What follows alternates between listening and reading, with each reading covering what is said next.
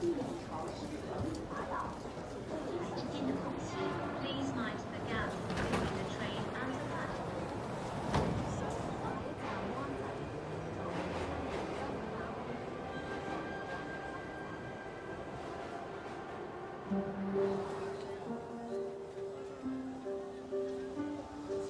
Excuse me, I'll take this one. Thank you. I grew up isolated from other human beings. And I really got very, very fascinated by nature. I spent every day that I could in the water, swimming, diving.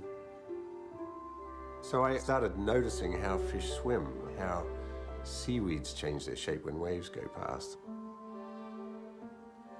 And so my whole life has really become a fascination with movement.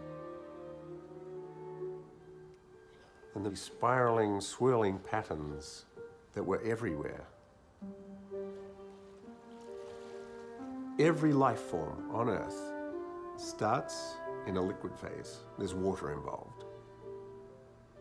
And it takes on the geometry of swirling water movement.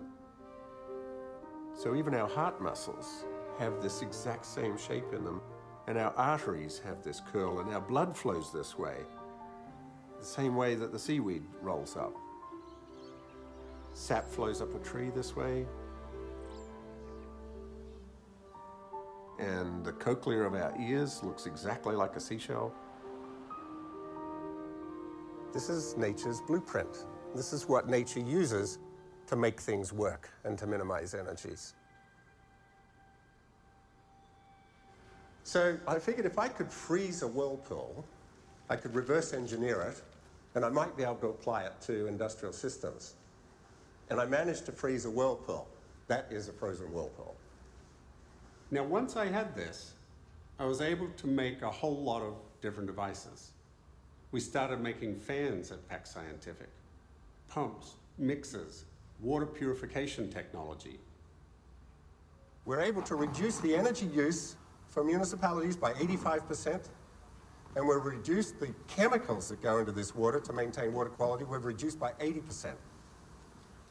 By incorporating this natural approach into our designs, we can reduce the world's energy bill by at least half, over a couple of decades if the will is there. But what about global warming? Is there a silver bullet to solving the world's global warming issues?